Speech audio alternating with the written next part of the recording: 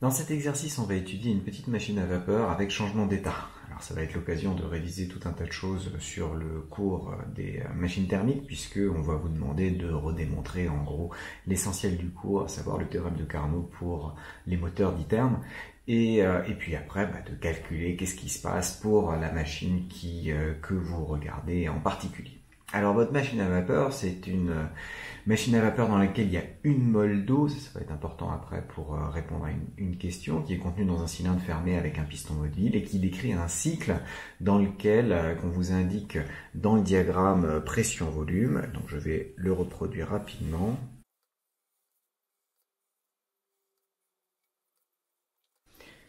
Donc dans ce diagramme, vous avez 4 états, 1, 2, 3, 4, qui sont donc parcourus ici dans le sens horaire. Là aussi, c'est une information qui est importante de remarquer pour justifier une des questions. Et ce parcours dans le sens horaire va faire vous passer d'un état où vous êtes en gaz surchauffé, puis vous baissez la pression avec une détente qui va être une détente adiabatique pour arriver jusqu'à l'état 2 de vapeur saturante. Vous passez entièrement sous forme de liquide saturant. Ensuite, vous comprimez votre liquide sous forme de liquide vraiment seul hors courbe de saturation. Et après, on procède à l'évaporation complète ainsi qu'au surchauffage de la vapeur ainsi créée. Donc on vous décrit le cycle, on vous dit que les évolutions de 1 à 2 et de 3 à 4 sont des isentropiques, donc des iso-S à chaque fois. De 4 à 1 et de 2 à 3 sont des isobars, donc ça se voit étant donné que vous êtes dans le graphique pression-volume, ça correspond à des horizontales. La température de la source froide est de 373 Kelvin. On ne vous donne pas la température de la source chaude. En revanche, on vous donne une pression de vapeur saturante pour une température de 485 Kelvin qui va être de 20 bars. Et donc vous vous doutez que le plateau ici, ce sera une isotherme à cette température de 485 Kelvin, puisqu'on vous indique que cette pression-là correspond à 20 bars. Et là, je suis à 1 bar, et donc une température de changement d'état de 373 Kelvin. Et dernière donnée indiquée, l'enthalpie massique, vous dites la chaleur latente molaire de vaporisation à 373 Kelvin, qui vaut 46,8 kJ par mol. Alors cette valeur-là peut sembler un tout petit peu bizarre puisque vous connaissez normalement la valeur de 2000 kJ par kilogramme pour cette enthalpie de vaporisation à 373 Kelvin, mais là, vous voyez qu'on est par mol et non par kilogramme, et comme une mol représente 18 grammes seulement, c'est-à-dire 1/50e de kilogramme, on a 1/50e des 2300 kJ par kilo, et vous pouvez retrouver du coup cette valeur-là à partir de la valeur que vous connaissez. Bon, alors première étape, première question, indiquer sous quelle forme, liquide, vapeur sèche ou mélange liquide-vapeur, se trouve l'eau dans chacun des états 1, 2, 3 et 4. Alors dans l'état 1, on a dit qu'on était sous forme de vapeur et uniquement de vapeur, c'est-à-dire qu'on est dans le coin ici qu'on appelle vapeur sèche. Dans l'état 2, on a de la vapeur saturante. Dans l'état 3, on a de liquide saturant. Et donc ces deux-là peuvent être entre 2 et 3, on a un mélange liquide-vapeur, sachant que quand on est en vapeur saturante ou en liquide saturant, on peut toujours dire qu'on a un mélange avec 0% de l'autre composante, et donc ça correspondrait à cet état de mélange qui est indiqué par l'énoncé. Et enfin dans l'état 4, vous êtes purement sous forme de liquide, qui n'a du coup plus le qualificatif saturant, puisque vous n'êtes plus sur la courbe de saturation.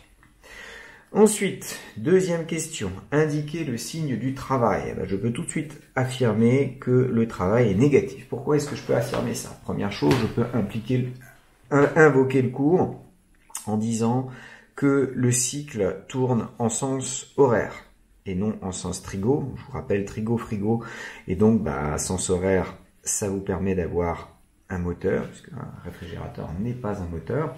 Donc c'est un cycle qui se déplace en sens horaire, donc le travail est négatif. Le travail reçu par le fluide caloporteur va être négatif. Vous avez une autre manière de le voir, c'est de se dire, quand je compresse un gaz, ou de manière générale un fluide, je dois lui fournir un travail. Donc le travail est positif de 2 à 3, positif de 3 à 4. Il va être négatif de 4 à 1, négatif de 1 à 2. Et vous voyez que l'air sous la courbe de 2 à 4 est beaucoup, en valeur absolue, plus faible que l'air de 4 à 2. Donc le côté négatif l'emporte. Un positif plus un négatif qui est plus grand que le positif en valeur absolue, ça vous donne effectivement un négatif. Donc ça permet tout de suite de conclure sur le signe de votre travail. Ensuite, on vous demande d'établir deux relations. Une relation qui est W plus QF plus QC égale 0. Je vais tout de suite faire l'établir. Cette relation, W plus QF plus QC, c'est simplement l'expression du premier principe sur l'ensemble du cycle. Et étant donné que justement c'est un cycle et U est fonction d'état, on revient à la même valeur de l'énergie interne, c'est donc égal à 0. Donc là, vous avez le premier principe, et là, le caractère cyclique et le caractère fonction d'état de l'énergie interne qui vous permet de conclure. Le deuxième principe, lui, vous permet de dire que la variation d'entropie de votre fluide caloporteur, c'est l'entropie échangée plus l'entropie créée. C'est donc strictement supérieur à juste l'entropie échangée parce que ce bout-là, il est supérieur ou égal à 0. Donc, vous avez une possibilité simplement en déterminant l'entropie échangée. Et l'entropie échangée, étant donné que vous n'échangez un transfert thermique qu'avec les sources chaudes ou froides, de température constante, cette entropie échangée va donc s'écrire QC sur TC, ça c'est l'entropie échangée avec la source chaude, plus QF sur TF, ça c'est l'entropie échangée avec la source froide. Et maintenant, ce delta S, il est égal à 0, tout simplement parce que vous avez un cycle et S est une fonction d'état. Donc on se retrouve avec la même justification. Ça me donne bien ce qu'on appelle l'inégalité de Clausius qui est QC sur TC plus QF sur TF qui est inférieur ou égal à 0. Donc on retrouve Clausius par application du deuxième principe et puis l'égalité avec le W, QC et QF, la somme qui est égale à 0 par application du premier principe sur le cycle. Donc là, c'est l'aspect question de cours. On sent bien que cet exercice a vraisemblablement été donné en DS ou au concours et le but de ces premières questions est juste de vérifier que les élèves ont bien lu et bien acquis leur cours, du moins les relations de base du cours.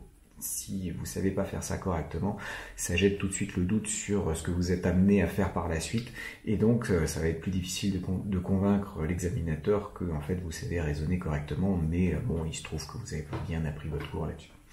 Alors, le rendement thermodynamique de la machine. Comment est-ce qu'il est défini? Étant donné que ma machine, c'est un moteur, le rendement, ce qui m'intéresse, ce que je veux, c'est le travail. Je vais prendre moins le travail pour avoir une quantité positive. Et ce qui me coûte là-dedans, c'est l'endroit, quand vous avez votre machine à vapeur, c'est l'endroit où vous mettez le charbon pour chauffer la vapeur. Donc en fait, c'est le transfert thermique avec la source chaude, qui lui est bien positif. On reçoit de l'énergie de la source chaude, ce qu'on transforme à la fois en travail et puis en énergie qu'on va quand même redonner à la source froide, parce qu'il faut bien refroidir le fluide caloporteur pour réussir à faire notre cycle. Donc, on a le rendement qui est défini sous cette forme-là. Et à partir des relations 1 et 2, donc si j'utilise la relation 1 là-dedans, vous voyez que moins W, du coup, c'est QF plus QC. Donc je me retrouve avec QC plus QF sur QC, c'est-à-dire 1 plus QF sur QC. Et la relation de Clausius me permet de dire que QF sur TC doit être inférieur ou égal à moins QC sur TF. QF sur TF est égal à inférieur ou égal à moins QC sur TC.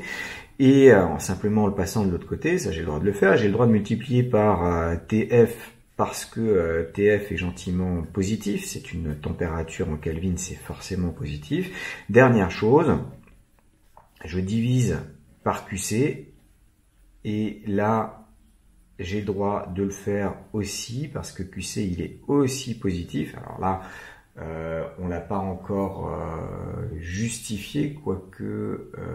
non, c'est pas fourni dans l'énoncé directement, mais là, il faut bien savoir comment fonctionne la machine à vapeur, et ça pourra être justifié par la suite quand on fera le calcul, et donc justifié a posteriori l'établissement. Donc là, on va supposer qu'on sait que QC est bien positif, sinon on fait rapidement un petit diagramme de Ravo pour le revoir. Et donc le rapport QF sur TC est inférieur ou égal à moins TF sur TC, d'où votre rendement qui va être inférieur ou égal à 1 plus QF sur QC, donc 1 moins TF sur TC, vous rajoutez 1 de chaque côté, ça fait apparaître le rendement à gauche, et le fameux rendement de Carnot à droite. Donc, si je résume un petit peu ce qu'on a appris, on vient de refaire en moins de 10 minutes l'essentiel du cours sur les machines thermiques, ou du moins sur les moteurs d'ITER. Nommé RC, ce RC là, c'est ce qu'on appelle le rendement de Carnot. Donc il faut juste connaître le nom de ce physicien célèbre du 19e siècle. Rien à voir au passage avec le président de la République. Je crois qu'ils étaient cousins, mais il n'était pas, enfin c'était pas le même en tout cas. Le président de la République n'a pas été physicien de cette manière. Bien. Alors, on a fait maintenant l'essentiel des parties théoriques. Maintenant, j'aimerais qu'on fasse les parties où on regarde plus en détail les valeurs et notamment les valeurs numériques. Donc, dans la question 5, on vous demande, donc là il y a tout un tas de sous-questions pour vous guider sur l'ordre dans lequel on veut essayer de calculer les choses. De nouveau, c'est assez graduel, hein. C'était un exercice qui permettait d'avancer, de voir au fur et à mesure où bloquent les élèves. Donc la première, le petit a, vous devez vous dire, ça ne doit pas être très compliqué. On vous demande un volume V2. Comment est-ce qu'on obtient ce volume V2? Alors, on vous donne une hypothèse, c'est que on va assimiler l'eau sous forme de vapeur à un gaz parfait dont le gamma est connu et vaut 1,2. Un gamma est plus petit que le gamma d'un gaz diatomique, tout simplement parce qu'il y a plus de degrés de liberté. Vous avez la molécule d'eau qui est triatomique, et donc vous aurez Cp et Cv qui seront plus grands. Ils sont toujours séparés de Nr, et donc le rapport des deux va être plus petit. Donc pour calculer ce volume V2, il faut se dire, c'est la toute première question, sachant qu'à la question suivante, on me demande de calculer V1, parce que là, on m'a fourni un gamma, donc je me dis tout de suite, j'ai une isentropique, donc loi de Laplace pour un gaz parfait. Mais si je connais pas V1, j'ai aucune raison de connaître V2, et comme on demande V1 dans la question suivante, vraisemblablement il y a un moyen simple d'obtenir V2. Le moyen simple, c'est simplement de dire que P2V2, c'est nRT2. Alors faut pas louper que dans l'énoncé, ils ont dit que N c'était une mole, donc on le connaît. T2 est fourni aussi dans le petit tableau, c'est 373 Kelvin. Et la pression, c'est 10 puissance 5 pascal, 1 bar. Et donc vous avez V2 sous la forme nRT2 sur P2. Donc j'ai la valeur de V2, je ferai les applications numériques rapidement tout à l'heure, mais là on va essayer d'avancer la partie théorique. Ensuite, on vous demande la température T1 et le volume V1. Là on peut se dire, tiens, je veux T1, donc à un endroit qui est pas celui que je viens de regarder. Pour V2, pour le point 2, je connais tout, la pression, le volume, la température. Pour le point 1, j'ai la pression, je sais que c'est à 20 bars, parce que c'est sur l'isobar à 20 bars qui est ici, mais je n'ai pas la température, je n'ai pas le volume. Pourtant, le passage de 1 à 2, c'est une isentropique, j'ai un gaz parfait, je peux utiliser la loi de Laplace. Je vais commencer par celle en pression-température, donc on a une isentropique plus un gaz parfait, donc forcément je peux utiliser la loi de Laplace. La loi de Laplace s'écrit PV gamma égale constante. Alors, je vais peut-être commencer par calculer les volumes, comme ça je suis tranquille. Ça veut dire que j'ai P1 V1 puissance gamma qui est égal à P2 V2 puissance gamma. V2 il est connu, V1 c'est ce que je cherche. Donc V1 ça sera V2 multiplié par P2 sur P1 à la puissance 1 moins gamma. Donc ça c'est les petits passages par les calculs de puissance. Ça faut vraiment maîtriser sans se tromper. Donc je prends la racine gammaïenne du rapport. Je connais P2 qui est de 1 bar. Je connais P1 qui est de 20 bars. Donc vous allez voir que le V1 va être plus petit que le V2. Alors je peux les garder en barres parce que le rapport en barres c'est le même que le rapport en Pascal. Et donc je peux faire l'application numérique connaissant le V2 d'avant. Donc ça je me garde la valeur pour pouvoir déterminer après faire toutes mes applications numériques à la suite les unes des autres. Pour avoir la température, en pratique, il faut jamais avoir confiance en ces applications numériques d'avant. Donc si je suis capable de la déterminer sans prendre la valeur calculée pour V1, ce sera mieux.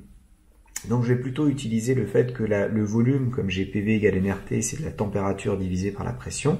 Donc je vais avoir la loi de Laplace pour les températures et la pression qui va s'écrire P puissance 1 moins gamma T gamma égale constante. Donc en particulier, je peux l'écrire au point 1 et au point 2.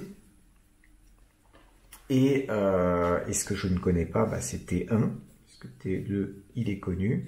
Et donc ça va être T2 multiplié par P2 sur P1 à la puissance 1 moins gamma, dont je prends la racine gammaïenne. Donc ça me fait une puissance 1 moins gamma sur gamma.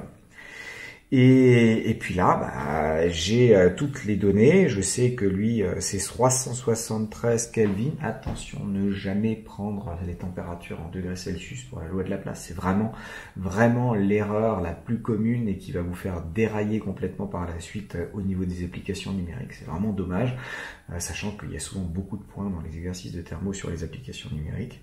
Donc faites attention à ça. La pression P2, c'est 1 bar, la pression P1 c'est 20 bars, là de nouveau que je le mette en bar ou en pascal, ce sera pareil. Et là il faudra que je fasse attention parce que le 1 moins gamma est négatif, donc j'ai 1/20 à une puissance négative, donc on puisse plutôt 20 à une puissance positive, et je dois obtenir à la fin une température qui est plus élevée que ce T2. Donc là aussi, je me garde l'application numérique que je vais faire rapidement tout à l'heure pour voir à combien on va obtenir. Après, le petit c, il va être relativement facile puisqu'il est indépendant de ce qui se passe avant. On vous demande la capacité thermique molaire à volume constant de la vapeur d'eau. Là, on sait que la capacité thermique à volume constant, c'est NR sur gamma moins 1 par définition. Donc la capacité thermique molaire, c'est ça divisé par N. Vous voyez que les N se simplifient. C'est simplement R sur gamma moins 1. Et le R, c'est 8,314. Le gamma, c'est 1,2. Donc c'est 1/5. Donc en gros, ça va être 8 fois 5. Et ça va me faire de l'ordre de 40 joules par mol. Joule par mol par Kelvin. Et bon, là encore, je ferai l'application numérique tout à l'heure, mais je garde en tête que je devrais obtenir quelque chose de cet ordre de grandeur là. Après, il vous reste le travail reçu lors de l'évolution de 1 à 2. Lors de l'évolution de 1 à 2, j'ai la place. Donc je pourrais utiliser le fait que la pression elle s'écrit kappa divisé par V puissance gamma et puis faire l'intégrale des moins PDV et voir ce que ça donne. Mais il y a beaucoup plus simple.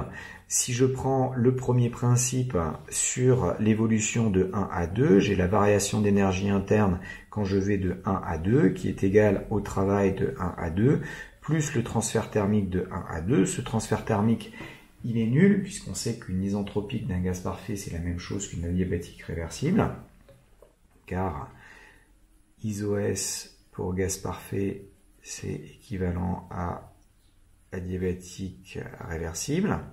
Et en l'occurrence, ce qui m'intéresse, c'est que c'est adiabatique. Et résultat, le travail est directement donné par la variation d'énergie interne de mon système. Donc c'est CV, donc NR sur gamma moins 1, multiplié par la différence de température, c'est-à-dire T2 moins T1. Je connais T2, je viens de calculer T1, et donc je suis capable de calculer cette valeur, sachant que le N ici, je suis toujours à 1 mol de vapeur d'eau qu'on a mis, bien sûr ils ont mis 1 mol pour que ce soit relativement simple, dans les énoncés, et à la limite que vous fassiez la confusion entre les grandeurs et les grandeurs molaires, moi je préfère garder ce N et me souvenir qu'il suffit que je le remplace par 1 après, comme ça j'ai toujours quelque chose qui est bien homogène. Bon, alors je crois qu'on en a fini pour cette évolution de 1 à 2. Donc il suffira de faire toutes les applications numériques et puis on va se garder ça sur la fin. Donc ensuite, il nous demande de calculer le travail de 2 à 3. Alors de 2 à 3, vous avez une évolution qui va être une évolution isobare. Et donc le travail, c'est moins la pression fois la variation de volume entre le point 3 et le point 2. Et on dit on néglige le volume molaire du liquide. Et comme le volume molaire, j'ai toujours qu'une seule mole, ça sera le volume du liquide à la fin. Ce sera facile. Donc j'ai une isobare. Ce qui veut dire que le travail qui s'écrit à moins l'intégrale dPdV quand je vais de 2 à 3, c'est moins P l'intégrale des dV de 2 à 3. Et donc ce P là, c'est le P2 qui reste constant. Et donc c'est moins P2 le volume V3 moins V2, où ce fameux V3 est très inférieur à V2, et donc on va le négliger, et je me retrouve avec du plus P2 V2, et donc en fait c'est NRT2 directement, et donc je peux calculer sans avoir à remplacer le V2 qui est ici. D'ailleurs il vaut mieux pas, si jamais vous êtes trompé dans cette application numérique, mieux vaut revenir à cette expression là qui va être plus facile à mener, et donc vous avez 1 fois 8 314 fois les 373 Kelvin de travail lors de cette évolution. Et ce travail est positif parce que vous êtes en train de condenser votre eau et donc vous êtes en train de la pousser vers l'intérieur et donc vous fournissez un travail à votre fluide caloporteur lors de cette évolution. Donc ça c'est le travail sur 2, 3. Le petit 7, on vous demande de justifier que la variation de volume entre les points 3 et 4 est négligeable. C'est tout simplement que l'eau liquide est quasi incompressible. Et être incompressible, ça veut dire que vous pouvez augmenter la pression sans changer le volume. Et donc la variation de volume de 2 à 3 est complètement négligeable. Déjà, on l'avait négligé là-dedans, le volume V3 par rapport à V2. Mais en plus, pour passer de V3 à V4, il n'y a quasiment rien qui bouge. Donc le travail de 3 à 4 va être quasi nul. Et de 3 à 4 est nul du fait de cette incompressibilité. Alors par contre, après, on veut calculer le travail de 4 à 1. Donc le travail de 4 à 1, vous avez de nouveau une isobare. Donc sur 4, 1, vous avez une isobare. Et de nouveau, le travail va s'écrire comme moins la pression. Alors c'est la pression du point 4. Donc c'est la pression du point 4 fois la différence de volume, V1 moins V4, ce qui va être à peu près égal à moins P4 V1, pardon, puisque de la même manière V4, il va être très inférieur à V1, et puis vous aviez, c'est la même raison qu'on avait là-dessus, et ce moins P4 V4, ça me donne du coup du moins NRT1, et donc là, comme V1, le calcul devait s'exprimer sur V2 qui lui-même était potentiellement faux, mieux vaut s'appuyer juste sur T1, donc un seul calcul précédent pour l'avoir directement sans avoir fait d'intermédiaire. Donc ça nous donne le travail de 4 à 1 et on néglige à nouveau le volume molaire du liquide. Alors, calculer le travail reçu lors du cycle en entier. Alors, si on calcule le travail lors du cycle en entier, tout simplement, le travail total, ça va être lors du passage de 1 à 2, plus lors du passage de 2 à 3, plus de 3 à 4, plus de 4 à 1. Donc celui-là, il est nul. Le 1 à 2, on l'a déterminé juste là. Donc ça me fait du NR sur gamma moins 1, T2 moins T1. De 2 à 3, c'est NR T2. De 3 à 4, c'est moins NR T1. Donc j'ai du T2 moins T1. Et donc je me retrouve avec du finalement gamma NR sur gamma moins 1, T2 moins T1. Et j'ai une expression qui est effectivement négative, puisque T2 va être plus petit que T1, et je peux l'exprimer d'ailleurs entièrement à partir même du rapport des pressions sans reprendre mon expression d'avant, si j'ai envie de taper un petit peu des choses supplémentaires sur la calculatrice, et je peux du coup calculer ça, puisque n est connu, gamma est donné, r est connu aussi, donc tout va bien, je peux estimer ce travail. Une fois que j'ai le travail, je peux déterminer le transfert thermique reçu de l'évolution de 4 à 1. L'évolution de 4 à 1, c'est bien le contact avec la source chaude, parce que je vous rappelle que plus vous êtes haut dans le diagramme PV, plus la température est importante. Donc là, on est bien en contact avec la source chaude. Et ce travail de 4 à 1, ça va être donné par la variation. Alors, comment est-ce qu'on peut obtenir ce travail de 4 à 1? On a une évolution qui est une évolution isobare. Et cette évolution isobare va nous permettre de déterminer le transfert thermique de 4 à 1. Comme j'ai une isobare, je peux dire que c'est la variation d'enthalpie de 4 à 1. Et donc ça va s'écrire gamma NR sur gamma moins 1, la différence de température, donc c'est T1 moins T4, je vais bien de 4 à 1.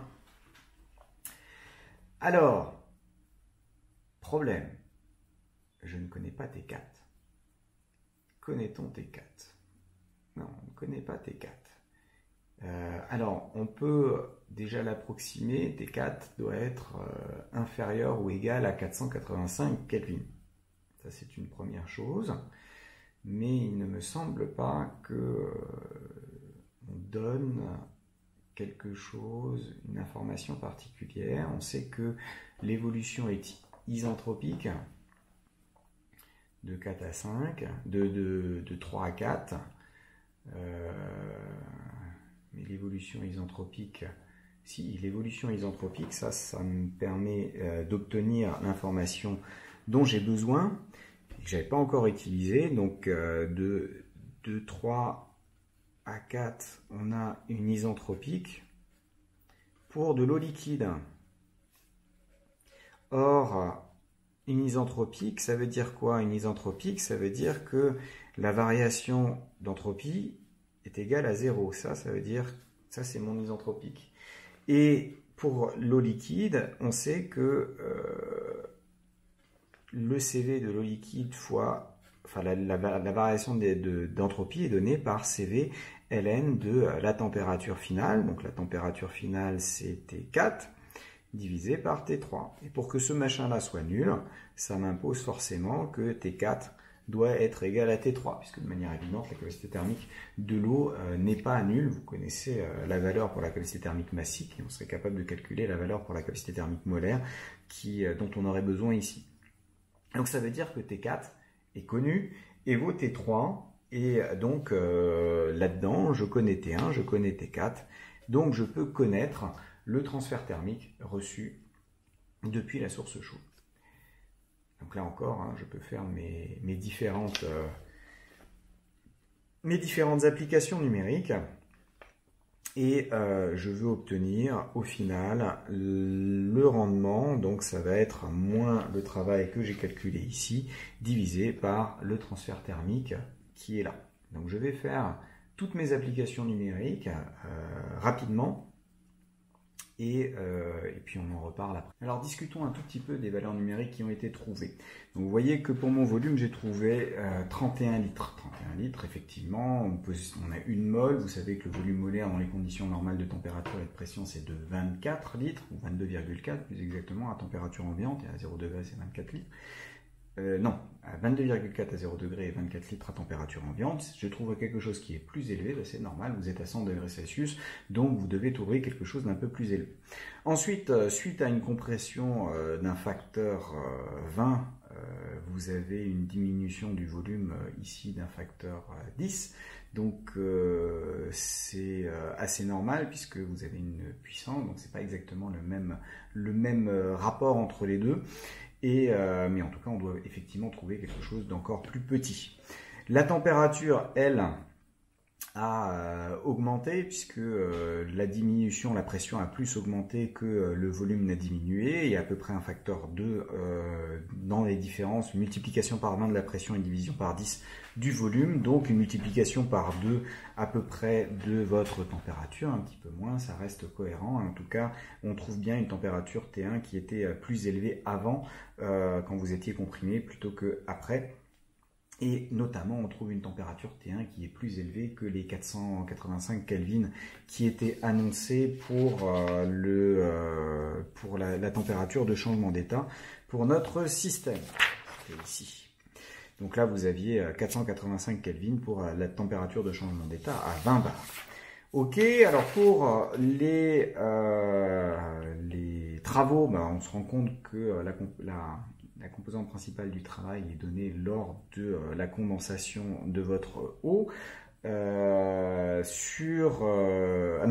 de la compression, enfin de la détente, donc vraisemblablement dans une turbine, la détente de la vapeur d'eau, donc ça c'est normal, puisque la plupart du temps dans les centrales ou dans les systèmes qui produisent de l'énergie à partir de machines thermiques, ça se fait, vous récupérez tout ce travail mécanique dans les turbines, donc ça c'est normal. Vous devez fournir un petit travail pour réussir à comprimer l'eau, pour la condenser, mais vous en récupérez encore plus lors de l'évaporation qui va être de l'autre côté, donc finalement on trouve un tout petit peu plus que ce qui est pris juste dans la turbine à cet endroit-là, donc ça c'est intéressant. Et puis on en arrive à ce transfert thermique là. Alors là, ce que j'ai dit, c'est exact. Vous avez un transfert thermique qui était sur une isobar et qui vaut delta H. Et là, je me suis dit, mais j'arrive à la fin de l'exercice et ils m'ont donné une information supplémentaire, qui est celle-là, que j'ai marquée ici, que je n'ai pas utilisée. Et donc, en fait, quand j'ai écrit cette formule-là, là, je me suis trompé. Je n'ai pas le droit d'écrire ça. Ça n'est valable que si vous n'avez pas de changement d'état lors de cette évolution. Or là, vous avez un changement d'état. Vous avez même vous avez un changement d'état avec une augmentation de température de votre eau, étant donné que on avait besoin quand même de la température de départ. Donc on augmente la température de l'eau. Et ensuite, on fait le changement d'état et puis finalement, on augmente la température du gaz résultant. Donc, cette variation d'enthalpie, il va falloir que je la décompose. Alors, le mieux, c'est de faire des petites boîtes. Vous avez du liquide à une température T4. Vous emmenez ce liquide à la température de vaporisation, qui est la température donnée dans l'énoncé des 485 Kelvin. Et une fois que vous êtes là, vous faites le changement d'état, donc vous arrivez avec de la vapeur à la température des 485 Kelvin. Et pour finir, vous voulez de la vapeur à T1. Et la variation d'enthalpie qui est ici, de delta H, de kata 1, vous pouvez le décomposer en la variation entre ces deux états, plus celle-là, plus celle-là. Pourquoi j'ai le droit de faire cette décomposition? Parce que tout simplement, ça fait une somme télescopique. J'ajoute des différences et donc les termes intermédiaires se simplifient. Et automatiquement, comme H est une fonction d'état, ça ne dépend pas de la manière dont vous arrivez là. Vous pouvez imaginer votre montée pour utiliser l'information qui est fournie et toujours se dire que la plupart du temps, on vous fournit ce qu'il faut. C'est rare qu'on vous donne une information qui ne sert vraiment à rien. Alors ça peut arriver, hein, il y a certains concours qui peuvent vous donner des informations en trop juste pour voir si vous êtes suffisamment sûr de vous pour utiliser ce qu'il faut. Mais à chaque fois que vous avez une information supplémentaire, dites-vous est-ce que c'est normal que je l'utilise pas? Là, vous avez un changement d'état. Il n'y a aucun moment j'ai parlé dans Talpi de changement d'état. C'était quand même un tout petit peu bizarre. Bon, alors ce delta H de 4 à 1, pour le premier, j'ai du liquide, donc je dois avoir le CV du liquide fois la variation de température TV moins T4. Ensuite, on nous donne l'enthalpie molaire de vaporisation. Je vaporise N mol, c'est-à-dire ici une seule de vapeur. Donc mon enthalpie de vaporisation, ça va être N fois ça. Et ça va d'ailleurs être le terme principal ici dans cette variation d'enthalpie. Oui, dans la variation d'enthalpie totale. Et je rajoute encore le CV du gaz fois la différence de température T1 moins TV. On passe quand même de 500 Kelvin à plus de 600, donc on peut se dire que peut-être il va y avoir une importance à ce niveau-là. Donc ce CV là on le connaît, c'est NR sur gamma moins 1, parce que là j'ai un gaz parfait, mais celui-là on ne le connaît pas, d'ailleurs il n'est pas fourni. Donc ça, on va peut-être vérifier dans l'énoncé quand même qu'ils ne le fournissent pas, mais il ne me semble pas. Par contre, vous êtes censé connaître le CV massique de l'eau. Donc ça, c'est la masse d'eau fois le CV massique de l'eau. Et le CV massique de l'eau, il vaut 4,18 kJ par kilogramme. Ou alors 4,18 joules par gramme. C'est plus simple pour vous de mettre des grammes. Et la masse, c'est N fois la masse molaire. La masse molaire de l'eau, vous savez quand même, ça fait 18 grammes par mol. J'ai une mol, donc finalement, j'ai 18 grammes. Au passage, si j'ai 18 grammes, quand elle est sous forme liquide, mais 18 grammes occupent 18 millilitres, et les 18 millilitres sont bien négligeables, à la fois devant le volume de 30 litres et le volume de 3 litres, dont les deux approximations que j'ai faites pour mes calculs reste tout à fait correct.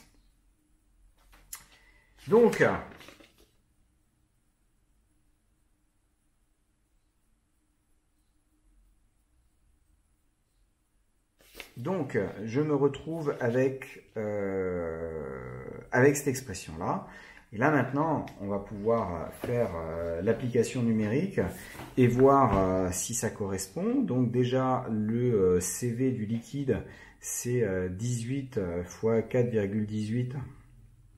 Donc ça me fait 75, c'est plus élevé que celui du gaz. Je multiplie par la différence de température, donc 485 moins 373. Donc ça me fait un premier terme qui est de 8,4 kJ. Ce terme-là, il correspond à 8,4 kJ. Je vais les garder sous le coude à chaque fois. Le LV molaire, c'est celui-là, donc c'est 46,8 kJ, puisque j'ai une mole, 46,8 kJ. Vous voyez que c'est lui qui va être quand même le principal. Et le dernier, c'est 8,314 divisé par 0,2. Donc ça, c'est déjà pour avoir le CV, et que je multiplie par la température. Donc la température, on avait dit que c'était 614 moins le 485. Voilà, et ce terme-là me donne 5,4 kJ. 5,4 kJ. Vous voyez que effectivement c'est le terme principal, mais c'est pas le seul. Donc il est nécessaire de calculer les autres aussi. Et si je somme 8,4 plus 5,4, ce qui fait 13,8 plus 46,8, ça devrait nous faire du 59, du 60,6. Oui! Donc ça fait 60,6 kJ. Donc ce transfert thermique, il est de 60,6 kJ. Il n'est donc pas, il est donc important. Et si je fais le rapport ici de la valeur trouvée tout à l'heure, c'est-à-dire de moins 12, donc moins ça fait plus, 12 divisé par 60,6, et ce 12 divisé par 60,6, ça me donne quelque chose de l'ordre de 1/6, 1/5, ça fait 0,2. Ça fait 20%. Donc j'ai un rendement de l'ordre de 20%. Rendement de l'ordre de 20%. Si on analyse le rendement de Carnot, et qu'on se demande, la source froide, elle est à quelle température, la source chaude, elle est à quelle température. Donc la source froide, elle doit être à 373 Kelvin, au moins, au plus. Et la source chaude, par contre, c'est la température la plus élevée que vous allez avoir dans votre cycle, donc c'est le T1, et donc c'est le 614. Et si je calcule ce 1 moins 373 divisé par 614, on obtient du 0,39, donc du 39%, 39,2%. Vous voyez qu'il y a quand même pas mal d'irréversibilité dans cette affaire. Alors, d'où vient l'irréversibilité? Normalement, l'irréversibilité ne devrait pas venir de l'isentropique ici. L'irréversibilité n'a pas trop de raison de venir de ce côté-là. Et lors des changements d'état, l'irréversibilité, elle vient de la différence de température entre la source chaude et la température de changement d'état, puisque la source chaude, elle doit être au moins à T1, c'est-à-dire à 614 Kelvin, et ici vous êtes à 485 seulement Kelvin, donc une centaine de degrés Celsius en moins, et cette grosse différence de température vous donne une des causes principales d'irréversibilité. Alors en réalité, en plus, la température de la source chaude est supérieure à T1 et celle de la source froide est inférieure à 373, pour la même raison, pour que le transfert thermique puisse se faire, il faut que vous mettiez votre vapeur en contact avec quelque chose qui est plus froid que les 373 Kelvin pour forcer la condensation, pour forcer que le transfert thermique se fasse bien dans le bon sens. Et de la même manière, en règle générale, vous n'arrivez pas à atteindre la température de la source chaude, vous allez passer dans la turbine avant que vous ayez atteint l'équilibre thermique, parce que sinon, il y a une partie de votre tuyau, si vous atteignez un tout petit peu tôt, une partie du tuyau qui servira plus à rien, et donc on va éviter ce genre de choses, et donc on garde une température, donc ça c'est à chaque fois une estimation basse de la température effective de la source chaude. Remarquez que si vous aviez lu l'énoncé jusqu'à la fin, ça vous donne en fait une idée pour savoir quelle est la valeur à prendre pour la température de la source chaude et la température de la source froide, si jamais vous aviez un doute sur les valeurs à faire. Voilà, du coup c'est tout pour cet exercice qui donne un état des lieux assez global de ce que vous devez savoir faire sur une machine thermique.